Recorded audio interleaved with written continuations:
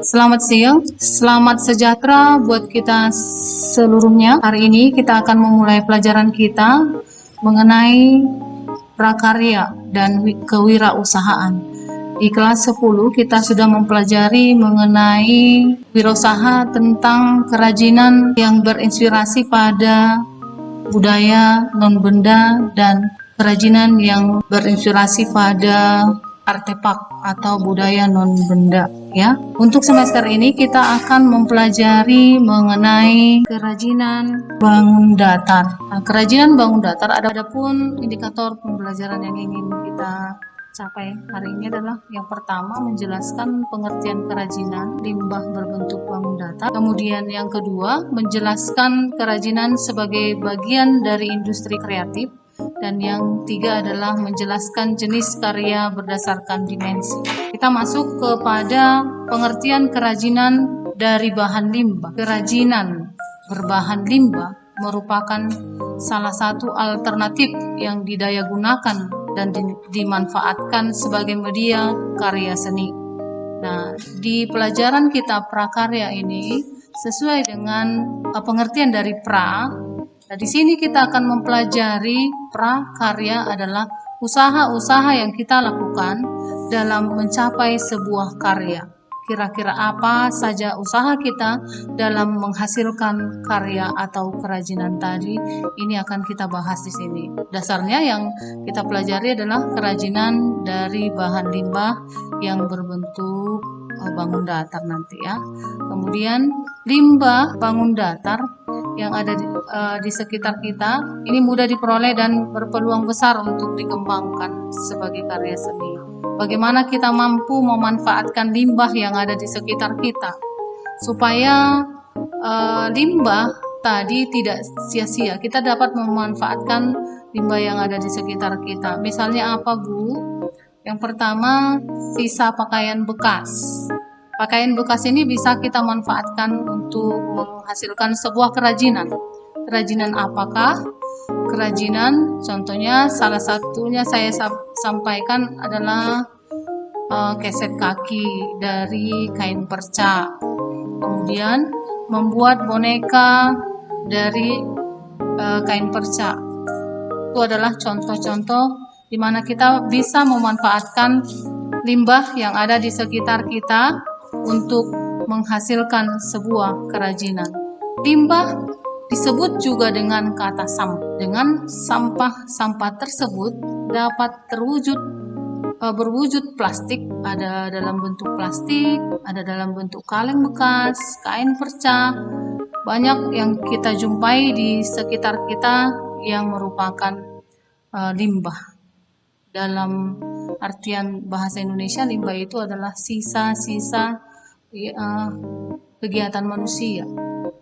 Sisa-sisa dari kegiatan manusia itu bisa dalam bentuk limbah cair, limbah padat, ya, limbah rumah tangga. Nah, ini masing-masing limbah ini bisa kita manfaatkan untuk menghasilkan sebuah kerajinan. Nah, di sini ada gambar kain perca. Kain perca ini dapat dimanfaatkan menjadi sebuah karya yang mempunyai nilai estetis dan nilai ekonomis.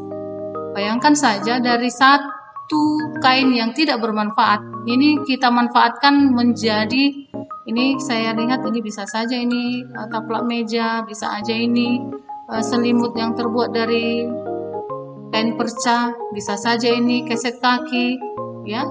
Dari limbah yang sewajarnya tidak bermanfaat lagi, bisa kita fungsikan menjadi barang yang bermanfaat dalam kehidupan kita. Nah, sekali lagi saya ingatkan, itulah gunanya kita mempelajari prakarya. Di sini saya kasih di sini dicontohkan ya. Sampah sedotan yang tidak didaur ulang akan mencemarkan lingkungan ya. Untuk menggugah kepedulian masyarakat, terhadap lingkungan, beberapa restoran cepat saji di Indonesia mulai mengikuti tren gerakan Indonesia tanpa sedotan. Artinya dalam minum tidak menggunakan sedotan lagi. Kenapa? Karena sedotan ini adalah limbah plastik yang sulit diolah kembali. Nah, selain itu masyarakat Indonesia pun mulai beralih dari sedotan yang terbuat dari bahan beralih ke sedotan yang terbuat dari bahan kaca, stainless, kemudian dari bambu, supaya bisa digunakan berkali-kali. Walaupun pada dasarnya sedotan plastik ini kan bisa kita manfaatkan dalam menghasilkan sebuah kerajinan. Kerajinan apa contohnya? Saya rasa di waktu Anda SMP, SD, Anda pernah membuat bunga dari sedotan, ya, sedotan yang sudah terbuang atau limbah sedotan bisa kita buat menjadi bunga, ya, yang tidak memiliki bentuk, kita bentuk menjadi bunga sehingga indah di mata kita, bahkan punya nilai ekonomis. Nah, artinya barang yang tadi tidak memiliki nilai estetis, ya, tidak enak dipandang menjadi enak dipandang, kemudian tidak memiliki nilai ekonomis, kita rubah menjadi memiliki nilai ekonomis. Kita lanjutkan materi kita, jenis karya kerajinan dari limbah yang berbentuk bangun datar.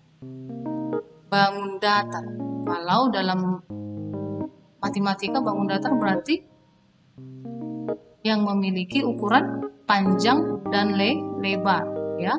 Kerajinan dua dimensi merupakan kerajinan yang mempunyai ukuran panjang dan lebar sehingga memiliki luas.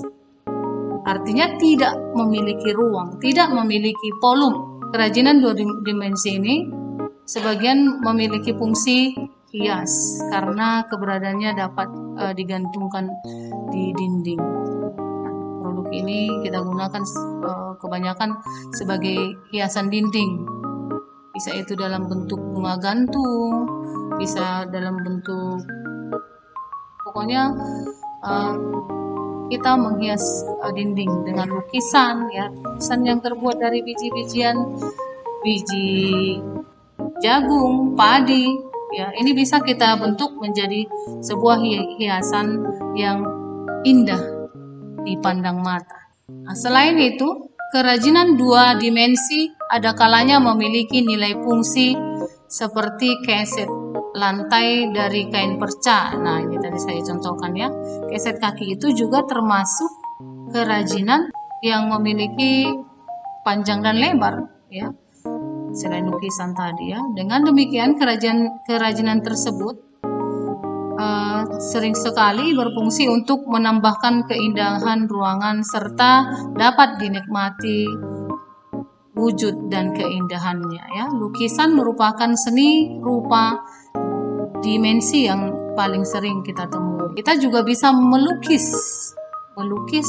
dengan menggunakan limbah yang ada di sekitar kita, tidak menggunakan cat, tetapi menggunakan beberapa limbah-limbah yang ada di sekitar kita. Contohnya sekarang kita kan dekat dengan Pantai Labu.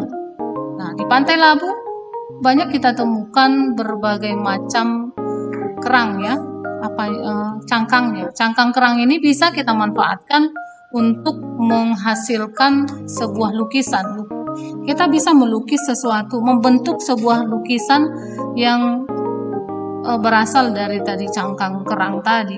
Karena cangkang kerang berbagai macam bentuk ada, ini bisa kita gunakan sebagai hiasan nanti di rumah atau bahkan kita bisa menjual karena indah dipandang mata. Bagaimana dengan kerajinan tiga dimensi? Kerajinan tiga dimensi berarti kerajinan yang memiliki dimensi panjang, lebar, dan tinggi sehingga dapat diketahui volumenya. Nah, ini punya volume, ada isinya. Kerajinan tiga dimensi merupakan kerajinan terapan yang berfungsi untuk memenuhi kebutuhan sehari-hari. Nah, di gambar ini dicontohkan adalah gambar sebuah keranjang. Keranjang yang terbuat dari rotan atau bisa kayaknya juga ini apa ya, terbuat dari bisa macam-macam ya, dari rotan, dari benang. Ini rotan yang belakang ini sepertinya ya. Ini bisa menjadi kerajinan yang memiliki 3 dimensi, panjang, lebar, dan volume. Berbeda tadi dengan 2 dimensi, dia hanya memiliki panjang dan lebar. Media berkarya kerajinan dari bahan limbah berbentuk bangun datar. Ada beberapa media yang dapat kita gunakan. Media itu berarti sarana ataupun alat untuk mencapai medium dalam ilmu. Bahan berarti zat pengikat, yaitu bahan yang berfungsi untuk mengikat bahan yang lain untuk menyatu. Jadi dalam menghasilkan suatu karya tadi ada media, ada sarana, ada alat yang kita gunakan supaya kerajinan kita itu tadi bisa terwujud. Saya contohkan tadi, kita menggunakan limbah kerang. Kepah kerang ini bagaimana ide kita supaya kepah kerang itu bisa menjadi sesuatu hal yang memiliki nilai estetika, menjadi indah dan punya nilai ekonomi. Ya. Tapi ada alat yang kita gunakan untuk membentuk. Misalnya kalau kita buat jadi sebuah lukisan, supaya dia bisa membentuk sebuah lukisan, kita tempel dia di atas papan ataupun triplek halus ya, triplek ini ditempel dan membentuk sebuah lukisan, lalu dicat. Nah, alat-alat itu, sarana itulah yang disebut dengan media, ya, supaya tadi bisa menghasilkan sebuah lukisan yang berasal dari kepah kerang tadi ya. Dalam konteksnya, berkarya media mencakupi ya pengertian bahan, alat, dan teknik yang digunakan dalam berkarya. Ya, dan teknik. Berarti kalau bicara soal teknik ini cara bagaimana kita menghasilkan karya tersebut. Manualkah? Menggunakan mesin tertentu kah? Ya, misalnya tadi apakah kita butuh bor untuk membuat lukisan ini? Apakah kita butuh sesuatu alat lain untuk menghasilkan lukisan yang terbuat dari kepah kerang tadi? Nah, itu tergantung situasi, tergantung ide, tergantung apa yang kamu rencanakan. Sekali lagi, di dalam hal ini, Ibu sebagai guru wirausaha hanya mendorong inspirasimu, mendorong ide-idemu dalam menghasilkan sebuah karya. Nah, kalian anak-anak muda, ya, pasti banyak ide, banyak hal-hal yang bisa kalian pikirkan, kira-kira apa yang bisa kalian buat, apa yang punya nilai jual.